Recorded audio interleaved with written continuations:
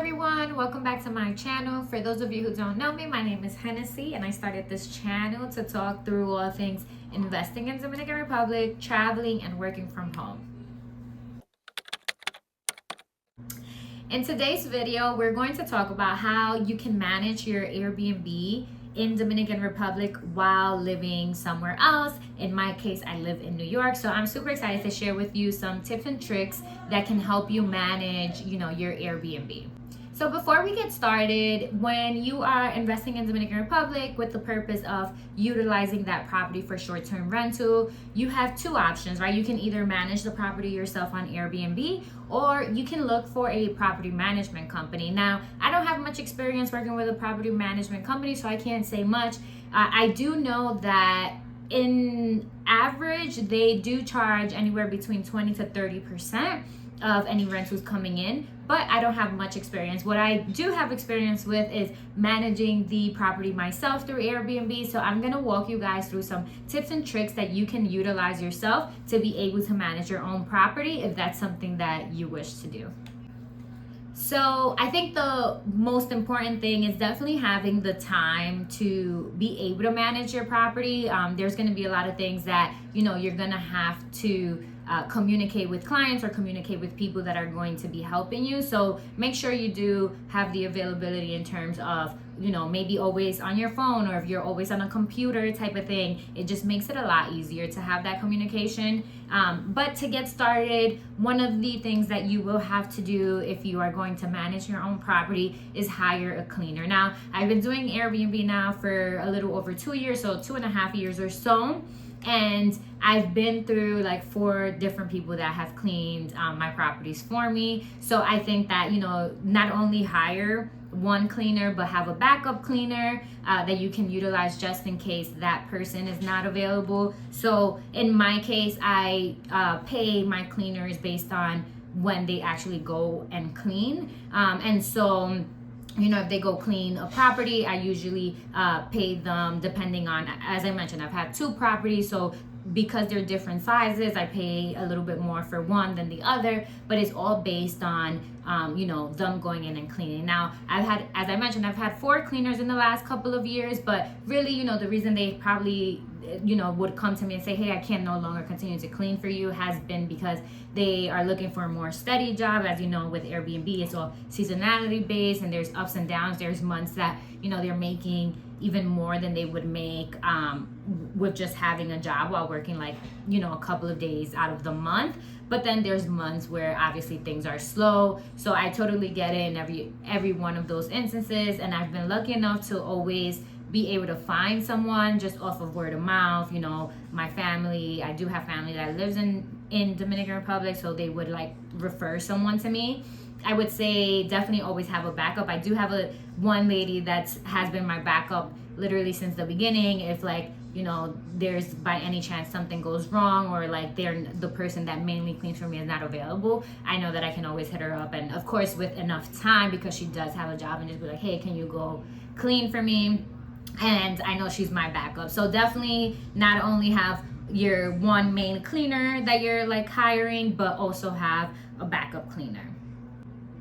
The next thing I would say outside of your cleaner that you want to make sure that you have a person for is someone that knows how to just do maintenance and repair. So we're talking about like someone that knows electricity, someone that knows plumbing, just like either a jack of all trade or individual people for each one. So you want to have a few of those. I've had issues with the AC in my apartment, and I not only have one person that knows how to fix an air conditioner or do maintenance on an air conditioner, but I literally have 4 different people that I have their numbers in my phone that I know I can hit up and be like, hey, I need to go look at this air conditioner, it's not working, or I need to do maintenance on this air conditioner. So definitely you don't want to only have your one person, you want to have a backup, because you just never know, like that person may not be available at the moment. Maybe you're trying to get in contact with them, maybe you have someone staying at your property and something goes wrong and you're trying to get in contact with one but they're not answering. You definitely want to make sure that you have a backup. So I would say for maintenance and repair, again, you want to have somebody that's like a jack of all trades, which I think you can find a lot of those in DR, right? But then you also want to have people that are specific to certain things like electricity, again, plumbing, air conditioner, maybe your washer dryer, maybe your fridge. Like, you just want to have somebody that either knows the individual product or, you know, the individual, I guess, trade, or someone, again, that's a jack of all trade that you can like call and come in for anything. Then the next up is automation, right? You want to be able to have a process in place that's going to make your guests be able to come in, check in with ease and all that. So for automation, I think the most important part is having a smart lock. So in my apartment, I have a smart lock, which I just go in the app, and every time I have a guest come in, I can create a custom code for that guest. I usually use either their last 4 digits of their phone number or something similar. So that's a smart lock. In my house, because this is the house and, you know, the system, the locks are a little bit different. What I do have is that I have a Wi-Fi lockbox where you could put the keys in, and again, you can create custom codes for the lockbox, and you know, they can take out the keys and come into the house. So in both instances, they're different automation systems, but they're both there in place to make your life easier, and then also make the guest that's coming in feel that the check-in process was smooth, no problems, no issues. The other big thing that you want, as I've mentioned, communication is probably going to be your biggest thing. Like, sometimes something can go wrong, and the way that you communicate with your guests, it's going to make a difference on how that guest feels about the service, the type of review that that guest is going to leave. So, you know, in terms of communicating, not only making sure that, again, you either always have your phone in hand just in case, or on the computer. Because I work from home, that, you know, I am always I'm literally like 8, 9, 10 hours on the computer. So it makes it easier. I can see messages right away because I'm already on the computer. You know, for people that are always on their phone, like, as long as you're always replying, remember, communication is key here, is going to be, you know, the best thing that you can do. But the other part of communication is also having communication with your service provider. And what I mean by that, in DR, I love it because of this, honestly. You can have a service like internet service, electricity, and things like that, and you can either get in contact with the provider through WhatsApp or through their specific app. So if there's ever an issue, which, let's say for me, it has happened, like the internet sometimes would just like not work, there's an issue, and it just makes it so simple. If your client is reporting that to you, for you to either go through WhatsApp or go through the provider specific app, report the issue, either, you know, try to get them. Sometimes they can fix an issue like remotely from their computer, or sometimes it requires a technician coming in. But again, when you put that request in, they'll let you know, and then you can communicate that with the client, right? You can be like, hey, I know you explained to me the internet is not working, so what we're gonna do is that, you know, I put in a support ticket, they said it will get fixed in the next couple of hours, or they're gonna send a technician, please be on the lookout. And that's gonna take you a very long way. So again, communication, not only with your guests, but with your service providers.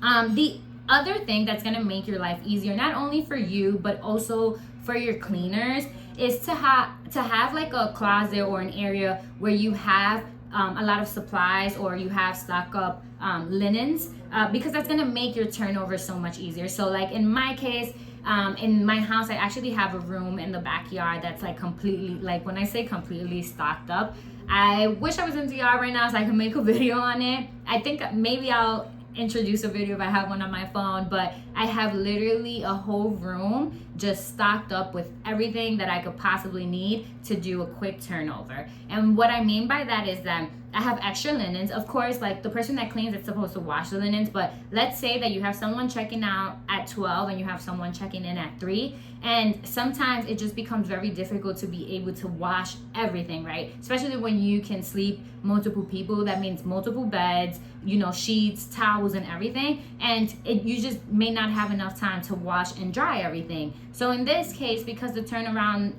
time is so much smaller, you want to have a backup with sheets, you want to have towels that they can easily, like, maybe they don't finish the laundry that day, but they can like put it somewhere, close it off in a room or something, in a closet, and still be able to make sure that they're making the beds, leaving towels. So again, you want to make sure you have a surplus of supplies and of linens. I do the same thing in my apartment. I have like a closet, some cabinets that are set up where I have, sheets, and I have towels. I also like to leave clients with coffee and shampoo, conditioner, soap, and things like that. So obviously, since I'm providing that, I want to make sure that I have that stock there. I also have cleaning supplies that, if usually I like to like stock up on it, but obviously if I don't, then I send someone to buy it. But again, I have that there just in case, to make the cleaner coming in their life easier. They can come in, they can get right to work, make sure they're turning things around really fast, especially on those days where it's like that tight turnaround, because sometimes there's not that tight turnaround, but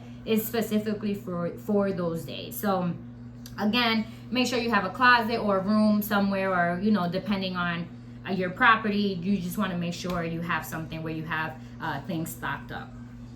And of course, I think the last thing that I can say that's going to be very beneficial is making inspections, right? Obviously, you're not living in Dominican Republic. If it's like me, right? I do spend a lot of time in Dominican Republic, and I like to go back every so often, but sometimes I can't. So what I do is that I would plan out every 3-4 months. I'll take a trip, even if it's like for a weekend, just so I can inspect the property, make sure, like, sometimes the linens, even with the backup linens, or towels. Let me tell you, towels is probably going to be the number one thing you're always buying, because they get ugly. And you don't want to give that type of experience to a client. So every couple of months when I go, I make sure that I'm walking through the property, I'm inspecting it, and I'm making sure that everything is supposed to be how I like it to be. And if I need to buy anything, if I need to replace anything, if I want to, maybe switch up the decor. Sometimes, maybe your rug has gotten ugly over time and you want to replace it. You want to make sure that you're having those inspections, every 4 months, 6 months or so, whatever works for you, but as long as you're doing it. So if it's every 6 months, then, that's fine, but you want to make sure that you're always inspecting your property and be able to provide the feedback to the cleaners, to the person that does maintenance, to whoever. You want to be able to also give them feedback. So that's pretty much, I think, top things that I can think about as of right now that are going to be what you can utilize to make sure that you can manage your Airbnb. Again, number one tip is always going to be communication. So you can set up the most beautiful listing, you can have the application set up on your phone and have all the instructions there on how to get in. But if your client comes in and they're like, I just don't know how to get in, maybe they didn't read the instructions before you send them, then you want to make sure that you are very responsive and you're communicating, especially on those days that they're like checking in. So that's going to be my tips. Of course, there's also other things that maybe I'll make another video about in terms of like setting up your actual page for your property. There's so many things that you can do, like automated messages, make sure you have a clear like check-in guide and things like that we can get very specific in. But overall, I think these are like more general things that you need to keep in mind, if you want to be able to manage your property through Airbnb. So again, you can always hire a property management company that doesn't, they already know what they're doing. They're going to be able to provide the service that you're looking to provide for your guests. And all you're going to need to do is give them a bank account, because they're going to deposit whatever money you make on a monthly basis. But this is just in case you want to be able to manage it yourself. You want to maybe learn the ropes. You want to just have that type of process set in place for you to be able to manage it yourself. Then these are like the perfect tips. So let me know if you have any questions. Please leave it down in the comments. Let me know if you have any questions on that, or if there's anything else that you think would be beneficial for me to create a video on. But I hope that was super helpful. So see you guys next time.